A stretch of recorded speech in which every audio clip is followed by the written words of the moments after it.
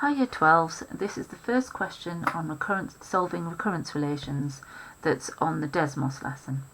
Okay, so when we have a recurrence relation, the only sort that you're going to solve, which are either homogeneous or in this case non-homogeneous, first order linear recurrence relations, will have a homogeneous part. And the solution to that we call the complementary function. Okay, so the solution will be un equals some function of n. Okay, and we put c for complementary function to help us know. So our complementary function is always whatever number we're timesing by to get to the next term. Okay, so that means we have a geometric sequence. We keep multiplying by 2 every time to get the next term. So we know we're going to have a power of 2 as our nth term. But we don't know where it's going to start at. That's kind of determined by this at the end, the final thing we do.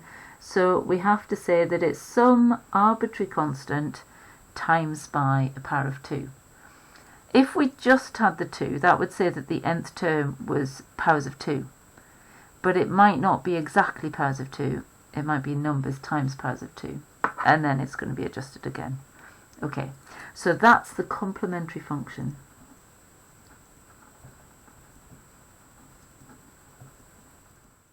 Okay, so it's really a solution to the homogeneous part.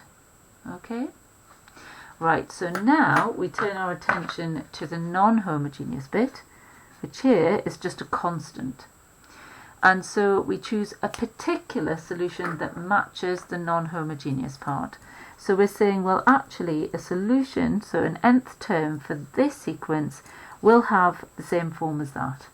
Okay, in this case it's constant, so we just pick a constant. Now whatever number we've got for our particular solution, we just replace it with an unknown number. And the way we find that number out is by substituting our particular solution guess into the recurrence relation. So I'm just going to use some notation that kind of ties in with what we're doing. So we're saying that the nth term is going to be in the form of whatever particular solution we have, and our particular solution here is this constant a. So that if we want to substitute in here, we need kind of the n plus 1th term. Okay, now because it's constant, it just stays constant, and we substitute this in to our recurrence relation, because that has to be true for our nth term to match the sequence. Okay, so we've got a is equal to 2a plus 5. So we can subtract a and subtract 5. Okay, and that gives us minus 5. So that means we know that our particular solution is negative 5.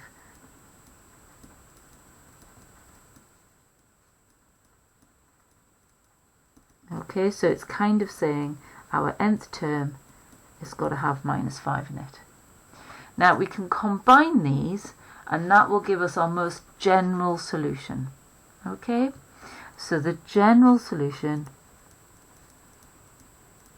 is always the nth term is equal to the complementary function plus the particular solution. Okay, so arbitrary constant times 2 to the n, minus 5. Now if we want to know what that arbitrary constant is, we need to apply our initial conditions to say it's exactly this sequence and not any other. Okay, so when n is 0, we've got u, 0 is 1, so we're going to substitute that in. So we get 1 is a times 2 to the 0 minus 5. So if we add 5 to both sides, 2 to the 0, remember, is 1, that gives us that a must be 6. So then our final solution is the nth term is 6 times 2 to the n minus 5. Now it would be really sensible to check that that is correct. So we do that on our calculators, going into the recursive formula menu. Okay, so that is menu 8 on mine. Okay, I'm going to just delete what I've got at the minute. Okay, so let's put the recursive formula in here. So I've got 2 times an plus 5. Okay, and I'm going to put in my nth term formula, my closed form here. So that is 6 times 2 to the power of, now here this is un, but here it's bn plus 1. I can't change that without changing the other. So I'm going to replace every n with n plus 1. Okay, and then minus 5. And then we choose set. We're starting our counter. U0 is 1. I'll go first 12 terms. So I need to set my first term is 1. Okay, table. And there we go. We can see that this nth term, this closed form, matches the recurrence relation sequence.